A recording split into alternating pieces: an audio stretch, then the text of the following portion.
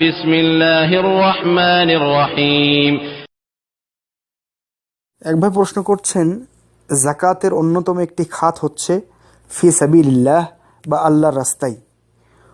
অনেক আলেম বলছেন যে এর অর্থ হচ্ছে জিহাদের পথে বা জিহাদের ক্ষেত্রে জাকাত দেওয়া যাবে, অন্য পথে বা অন্য ক্ষেত্রে নয়। কেউ যদি আল্লাহর রাস্তায় বলতে মসজিদ মাদ্রাসায় জাকাতের টাকা দেয়, তাহলে কি সেটা জায়েজ হবে? জাকাতের অন্যতম খাত ফি সাবিলিল্লাহ বলতে আল্লাহর রাস্তায় জিহাদের ক্ষেত্রকেই বোঝানো হয়েছে। সুতরাং তা অন্য কোনো কল্যাণমুখী ক্ষেত্রে ব্যয় করা জায়েজ নয়। অধিকাংশ মুফাসসিরগণ এবং ওলামায়ে কেরাম ফি সাবিলিল্লাহর ব্যাখ্যায় এমনটাই মন্তব্য করেছেন। তবে অতীত এবং বর্তমানের অধিকাংশ ওলামায়ে কেরামের মতে যারা দ্বীনি ইলম শিক্ষায় রত, তাদেরকেও জাকাতের অর্থ থেকে দেওয়া যাবে বলে বোঝা যায়। শেখ ওসাইমিন রাহিমাহুল্লাহ তার ফতোয়ার গ্রন্থে বলেছেন, দ্বীনি শিক্ষায় নিয়োজিতরা ফি সাবিলিল্লাহর অন্তর্ভুক্ত গণ্য হবে। আল্লাহু আ'লাম। আরেকজন প্রশ্ন করেছেন, গরুর রক্ত কি নাপাক? গরু জবাই করতে গিয়ে যদি গায়ে রক্ত লাগে, তাহলে ওই অবস্থায় সালাত আদায় করা যাবে কি? দেখুন, গরু জবাই করার সময় যেসব রক্ত বের হয়ে যায়, এগুলিকে কোরআন মাজিদের সূরা আল আনআমের 145 নম্বর আয়াতে দাম মাসফুহ বা প্রবাহিত রক্ত বলা হয়েছে। উলামায়ে কেরামের ঐক্যমতের ভিত্তিতে এই প্রকার রক্ত নাপাক। সুতরাং তা কাপড়ে বা গায়ে লাগলে ওই অবস্থায় সালাত আদায় জায়েজ হবে না। কেননা নাপাকি নিয়ে সালাত আদায় করলে সালাত হবে না, বরং সালাতের আগে কাপড় সাফ করে ফেলতে হবে অথবা বদলিয়ে অন্য কাপড় পরতে হবে। অবশ্য ওই রক্ত যদি খুব সামান্য পরিমাণ হয়, সামান্য পরিমাণ ছিটে ফোঁটা লাগে, তাহলে ওই অবস্থায় সালাত আদায় করলে সালাত হয়ে যাবে বলে অনেক ওলামা মন্তব্য করেছেন।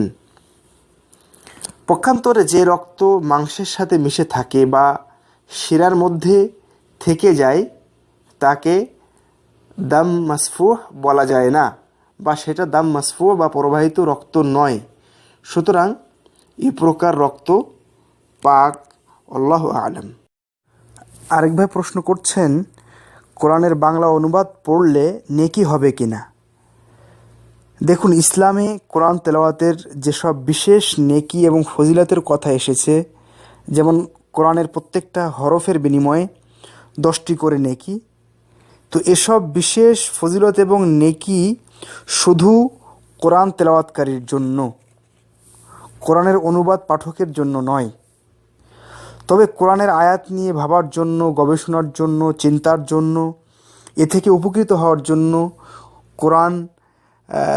কোরআনের বিধিবিধানকে নিজের বাস্তব জীবনে আমল করার জন্য যদি কেউ কোরআনের অনুবাদ পড়ে, তাফসির পড়ে, তাহলে তিনিও সাধারণ নেকি পাবেন, আল্লাহ তাকে নেকি দিবেন।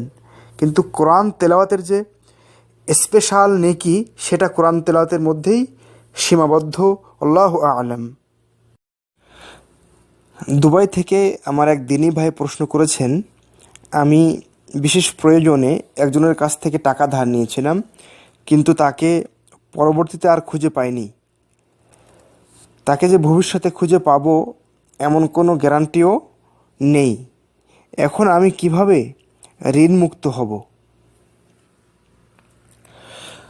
দেখুন, সর্বাত্মক চেষ্টার পরেও যদি আপনি ঋণদাতাকে খুঁজে না পান এবং ভবিষ্যতেও খুঁজে পাবেন এরকম কোনো সম্ভাবনা না থাকে, তাহলে ঋণের ওই টাকাটা দান করে দিতে পারেন। কিন্তু ঋণের টাকাটা দান করে দেওয়ার পরে যদি কোনোভাবে কোনো দিন তার সাথে সাক্ষাৎ হয়ে যায়, তাহলে আপনি বলবেন যে আপনাকে খুঁজে না পাওয়ার কারণে আপনার টাকাটা আমি দান করে দিয়েছিলাম। এতে যদি উনি রাজি থাকেন তাহলে তো কথাই নেই, উনি নেকি পেয়ে যাবেন। আর যদি রাজি না থাকেন তাহলে ওনার ঋণ পরিশোধ করে দিবেন, আর আগের দান করার যে নেকি সেটা আপনিই পাবেন। উলামায়ে কেরাম এমনটাই মন্তব্য করেছেন। আল্লাহু আ'লাম। আমাদের আরেক ভাই বলছেন, এক ব্যক্তি সূরা ফাতিহা ছাড়া অন্য কোনো সূরা জানে না বা তার মুখস্থ নেই, সে শুধু সূরা ফাতিহা দিয়ে সালাত আদায় করে, তার সাথে অন্য সূরা মেলায় না, তার সালাত হবে কি না? জি ভাই, তার সালাত হয়ে যাবে। তবে যেহেতু সালাতে সূরা ফাতিহার পরে কোরআনের অন্য কোনো সূরা বা আয়াত সমষ্টি পড়া রাসূলুল্লাহ সাল্লাল্লাহু আলাইহি ওয়াসাল্লামের সুন্নাত, সেহেতু তা পড়া ভালো এবং এ বিষয়ে গুরুত্ব দেওয়া দরকার। কোরআনের ছোট ছোট সূরাগুলি অন্তত মুখস্থ করা যায়, এটা কিন্তু কঠিন কোনো কাজ নয়, শুধু দরকার সদিচ্ছা এবং আন্তরিক চেষ্টা। আমরা অনেকেই অনেক কিছু করতে পারি, কিন্তু এসব ক্ষেত্রে আমরা দুর্বলতার পরিচয় দেই। এটা অত্যন্ত দুঃখজনক। ইবাদত বন্দেগীর ক্ষেত্রে যতটুকু না শিখলে নয়, অন্তত ততটুকু আমাদের প্রত্যেকের শেখা উচিত। অন্তত সালাতকে পরিপূর্ণরূপে কিভাবে আদায় করা যায় তা নিয়ে একটু প্রচেষ্টা করা উচিত আমাদের। আল্লাহ আমাদেরকে তৌফিক দান করুন, আমিন।